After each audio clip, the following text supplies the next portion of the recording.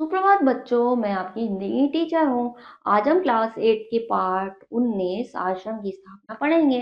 बच्चों, पाठ की शुरुआत करने से पहले मैं आपको बता दूँ इस पाठ में क्या करने वाले हैं, हम क्या पढ़ने वाले हैं। बच्चों, एक आश्रम की स्थापना करने में कई सारे तत्व शामिल होते हैं कि उसका निर्माण कैसे होगा, भवन का निर्माण कैसे होगा, कौन वहाँ रहेगा, कौन उसके अनुयायी होंगे, कहाँ कौन शिष्य होंगे, कौन गुरु होंगे, शिष्यों को अनुयायियों को एक शिक्षा की प्रेरणा कैसे प्रदान की जाएगी, कैसे शिक्षा दी जाएगी, यह सब उसमें होता है। तो बच्चों, पाठ की शुरुआत करने से पहले हम इसकी जानकारी ले लेते हैं। चलिए शुरुआत करते हैं। आश्रम की स्थापना कई महत्वपूर्ण तत्व शामिल होते हैं, जैसे कि स्थापना का चयन, सुविधाओं का निर्माण, अनुशासन और नैतिक मूल्यों का पालन। ये सारी चीजें जो है एक आश्रम की स्थापना में होती है। क्या कि स्थापना का चयन, स्थान का चयन, कौन सी जगह होना है, ठीक है, सुविधाएं कैसी होंगी वहां पे, अनुशासन कैसा होगा और नैतिक मूल्य कैसे होंगे। आश्रम में गुरु या शिक्षक की भूमिका अत्यंत महत्वपूर्ण है। मतलब कौन शिष्य होंगे, कौन गुरु होंगे और कौन शिक्षक इसमें होंगे, ठीक है, जो अनुयायियों को सही मार्गदर्शन और प्रेरणा प्रदान करते हैं और जो अनुयायियों को मार्गदर्शन और प्रेरणा प्रदान करेंगे, ऐसा कौन कौन उसमें होगा, ये सब हम इस पाठ में जानने की कोशिश करेंगे। चलिए अब पाठ की शुरुआत करते हैं। कुंभ की यात्रा मेरी हरिद्वार की दूसरी यात्रा थी। सन 1915 के मई महीने में 25 तारीख के दिन सत्याग्रह आश्रम की स्थापना हुई। किसकी हुई? सत्याग्रह आश्रम की स्थापना हुई। और श्रद्धानंद जी की इच्छा थी कि मैं हरिद्वार में बसूं। उनकी इच्छा थी कि मैं हरिद्वार में ही रहूं, ठीक है। कलकत्ते के कुछ मित्रों की सलाह मुझे वैद्यनाथ धाम में बसाने की थी। कुछ मित्रों का प्रबल आग्रह राजकोट में बसाने का था। कुछ चाहते थे कि मैं वैद्यनाथ धाम में बसूं और कुछ क्या चाहते थे कि मैं राजकोट में रहूं, ठीक है। मेरे अलग अलग जो मित्र है वो अलग अलग जगह चाहते थे, ठीक है। आगे देख लेते हैं आगे क्या हुआ। किंतु जब मैं अहमदाबाद से गुजरा तो बहुत से मित्रों ने अहमदाबाद पसंद करने को कहा और आश्रम का खर्च खुद ही उठाने के का जिम्मा लिया और उन्होंने मकान खोज कर देना भी कबूल किया। और मेरे मित्रों ने मकान खोज कर देना भी कबूल किया, ठीक है। अहमदाबाद मेरी नजर टिकी थी, अहमदाबाद पर मेरी नजर भी टिकी हुई थी। मैं भी चाहता था। गुजराती होने के कारण मैं मानता था कि गुजराती भाषा द्वारा मैं देश की अधिक से अधिक सेवा कर सकूंगा। मेरी गुजराती भाषा थी, इसलिए मैं सोचता था कि मैं अधिक से अधिक सेवा भी कर सकूंगा यहाँ रह के, ठीक है। यह भी धारणा थी कि चूंकि अहमदाबाद पहले हथकरघा का केंद्र था, इसलिए चरखे का काम यहीं अधिक तरह से हो सकेगा। और मुझे ऐसा भी लगता था कि चरखे का काम भी अधिक अच्छी तरह से हो सकेगा, ठीक है। साथ ही यह आशा भी थी कि गुजरात का मुख्य नगर होने के कारण यहाँ की धनी लोग धन से अधिक मदद कर सकेंगे। यहाँ पे लोग जो है अधिक धनी है, इसलिए धन से मेरी अधिक मदद भी कर सकेंगे, मुझे ऐसा लगता था, ठीक है। आगे देख लेते हैं। अहमदाबाद के मित्रों के साथ मैंने जो चर्चाएं की उनमें अस्पृश्यों का प्रश्न भी चर्चा का विषय बना, ठीक है। अस्पृश्यों का जो प्रश्न है वो भी एक चर्चा का विषय बना था। मैंने स्पष्ट शब्दों में कहा, यदि कोई योग्य अंत्यज भाई आश्रम में भर्ती होना चाहेगा तो मैं उसे अवश्य भर्ती करूंगा। मैंने ऐसे भी कहा था, यदि कोई योगी जो है, जब कोई जो है भाई ऐसा योग्य होगा, जो अत्यंत भाई जो बहुत ही ज्यादा ज्ञानी होगा, उसे मैं यहाँ पे रख भी लूंगा, भर्ती भी कर लूंगा, ठीक है। आपकी शर्तों का पालन कर सकने वाले अंत्यज कहाँ मिलेंगे? यूं कहकर एक वैष्णव मित्र ने अपने मन का समाधान कर लिया। आखिरकार में अहमदाबाद में बसने का निश्चय हुआ और मेरा आखिरकार अहमदाबाद में रहने का निश्चय हो गया। मैं फिर वहां रहने लगा, ठीक है। आगे देख लेते हैं। तुरंत ही प्रश्न उठा कि आश्रम का नाम क्या रखा जाए। अब यह प्रश्न उठा कि इस आश्रम का नाम क्या रखा जाए। मैंने मित्रों से सलाह की, कई नाम सामने आए। सेवा आश्रम, तपोवन आदि नाम सुझाए गए थे। सेवा आश्रम, तपोवन आदि नाम मुझे बताए गए थे, ठीक है। सेवा आश्रम नाम मुझे पसंद था, पर उससे सेवा की रीति का बोध नहीं हो पाता था। तपोवन नाम पसंद किया नहीं जा सकता था, क्योंकि यद्यपि मुझे तपश्चर्या प्रिय थी, यह भी यह नाम बहुत भारी प्रतीत हुआ। तो तपोवन जो है मुझे नाम अच्छा नहीं लगा, कि मैंने वो नहीं रखा।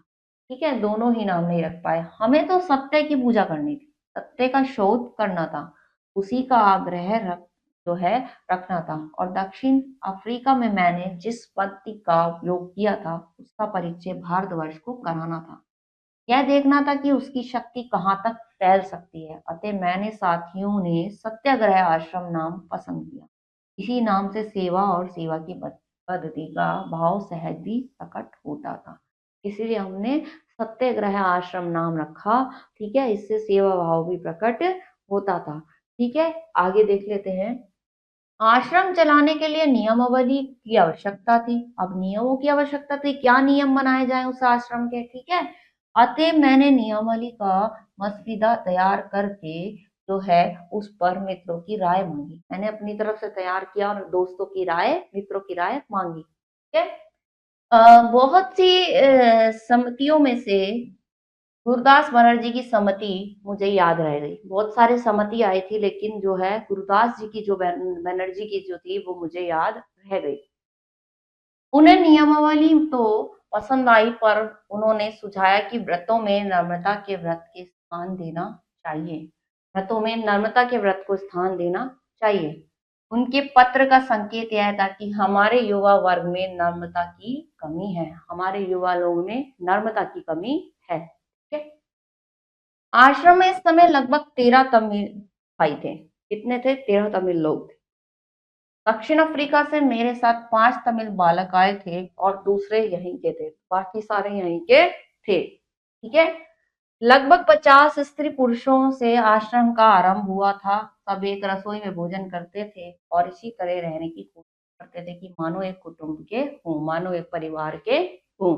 ऐसे रहने की कोशिश सब करते थे। ठीक है, आगे देख लेते हैं। आश्रम को कायम हुए अभी कुछ ही महीने बीते थे कि इतने में जैसे प्रयोग की मुझे आशा नहीं थी वैसा प्रयोग हमारा हुआ। जैसे प्रयोग की हमें आशा नहीं थी वैसा हमारा हुआ। ठीक है, भाई अमृतलाल ठक्कर का पत्र मिला। एक गरीब और प्रामाणिक अत्यंत अंत्यज अंत्यज परिवार है। वो क्या है? ये अमृत ठक्कर का पल मिला, ये पत्र मिला मुझे। वो एक गरीब और प्रामाणिक अंत्यज अंत्यज परिवार है। क्या है? एक अंत्यज परिवार है। वह आपके आश्रम में रहना चाहता है, क्या उसे भर्ती करेंगे? वो आपके परिवार जो आपके आश्रम में रहना चाहता है, योग्य परिवार भी है, क्या उसे आप अपने यहाँ भर्ती करेंगे? उस पत्र में ये लिखा था। मैं चौका, ठक्कर बापा जैसे पुरुष की सिफारिशें लेकर कोई अंत्यज परिवार इतनी जल्दी आएगा, इसकी मुझे जरा भी आशा नहीं। मुझे इसकी बिल्कुल भी आशा नहीं थी कि ऐसा होगा कि इतने बड़े लेवल की सिफारिश मेरे पास आएगी। ठीक है, मैंने साथियों को वह पत्र पढ़ने के लिए दिया। उन्होंने उसका स्वागत किया। भाई अमृतलाल ठक्कर को लिखा गया कि यदि वह परिवार आश्रम के नियम का पालन करने के लिए तैयार हो तो उसे भर्ती करने के लिए तैयार है। अगर वो आश्रम के नियम को तैयार कर जो है स्वीकार लेंगे तो हम उन्हें रखने के लिए, भर्ती करने के लिए तैयार हैं। हमने यह जवाब लिखा। ठीक है, आगे देख लेते हैं आगे क्या लिखा है। दूधा भाई, उनकी पत्नी, दानी बहन और दूध पीती और तथा घुटनों चलती बच्ची लक्ष्मी तीनों आए। यह तीनों आश्रम में आए। कौन? दूधा भाई। कहाँ के थे ये? बम्बई के शिक्षक। कहाँ के? बम्बई के शिक्षक थे। नियमों का पालन करने को वे तैयार थे, उन्हें आश्रम में रख लिया गया। दूधा भाई और उनका परिवार आया जो शिक्षक थे बम्बई में, और उन्होंने नियम भी मानना स्वीकार कर लिया, इसलिए हमने उन्हें रख लिया। ठीक है, इस परिवार को आश्रम में रखकर आश्रम ने बहुतेरे पाठ सीखे। बहुत सारे पाठ इस परिवार से आश्रम ने सीखे। प्रारंभिक काल में ही इस बात से बिल्कुल स्पष्ट हो जाने से कि आश्रम में अस्पृश्यता का कोई स्थान नहीं है, यानी आश्रम की मर्यादा निश्चित हो गई है और इस दिशा में उसका काम बहुत सरल हो गया। जो है आश्रम की मर्यादा निश्चित हो गई है और इस दिशा में आश्रम का जो काम जो है सरल आसान हो गया। ठीक है, के बावजूद आश्रम का खर्च बराबर बढ़ता रहने पर भी मुख्यतः कट्टर माने जाने वाले हिंदुओं की तरह से मिलता रहा है। कदाचित यह इस बात का सूचक है कि अस्पृश्यता की जड़ें अच्छी तरह से हिल गई हैं। के दूसरे प्रमाण तो अनेक है, परंतु जहाँ अंत्यज के साथ रोटी तक का व्यवहार रखा जाता है, वहां भी अपने को सनातनी मानने वाले हिंदू मदद दें, यह कोई नगण्य प्रमाण माना जाएगा। यह कोई ऐसा प्रमाण नहीं, नगण्य प्रमाण नहीं माना जाएगा। ठीक है, जहां पर जो है रोटी का व्यवहार रखा जाता है, ठीक है, किसके साथ, अंत यज्ञ के साथ रोटी का व्यवहार रखा जाता है। तो ठीक है, आगे देख लेते हैं, आगे क्या लिखा है। इसी प्रश्न को लेकर आश्रम में हुई एक स्पष्टता उससे सिलसिले में उत्पन्न हुए नाजुक प्रश्नों का समाधान, कुछ अनसोची अड़चनों का स्वागत इत्यादि सत्य की खोज के सिलसिले में हुए प्रयोगों का इजाफा हुआ। और क्या हुआ, धीरे धीरे ऐसे जो है कुछ प्रश्न, नाजुक प्रश्न, उनके समाधान और सत्य की खोज, इनका सबका धीरे धीरे इजाफा बढ़ती चले गए, इजाफा होता चला गया। ठीक है, इस समय आश्रम की बस्ती बढ़ गई थी। लगभग 40 छोटे बड़े स्त्री पुरुष थे। सुविधा यह भी सब एक रसोई घर में खाते थे। योजना की कल्पना मेरी थी, उसे अमली रूप में देने के बोझ उठाने वाले नियम अनुसार स्वयं स्वर्गीय मंगललाल गांधी ही। उसके जो नियम जो थे किसके थे, स्वर्गीय मंगललाल गांधी जी के थे। ठीक है, आगे देख लेते हैं। स्थायी मकान बनने से पहले ही कठिनाइयों का पार न था। बारिश का मौसम सामने था। सामान सब 4 मील दूर शहर से लाना होता था। इस निर्जन भूमि में सांप आदि हिंसक जीव तो होते ही थे, और ऐसी जगह पे सांप वगैरह भी होते थे। ठीक है, ऐसी स्थिति में बालकों की सार संभाल का खतरा मामूली नहीं था।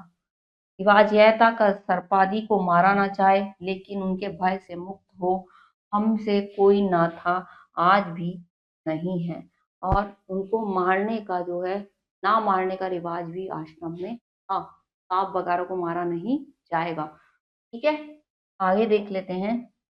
फिनिक्स, टॉल्स्टॉय, फॉर्म और साबरमती आश्रम, तीनों जगहों में हिंसक जीवों को ना मारने का यथाशक्ति पालन किया गया है।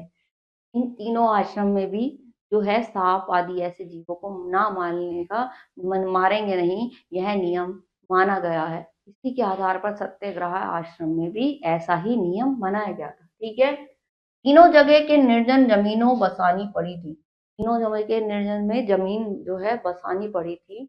आगे कहना होगा कि तीनों स्थानों में सर्पादि का उपद्रव काफी था। तीनों जगह पे सांप आदि बहुत ज्यादा थे। ठीक है, 30 पर भी आज तक एक ही जान खोनी नहीं पड़ी।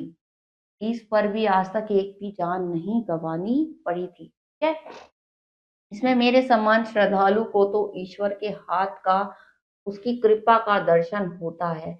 कोई यह निरर्थक शंका ना उठाए कि ईश्वर कभी पक्षपात नहीं करता। मनुष्य के दैनिक कामों में दखल देने के लिए बेकार नहीं बैठा है।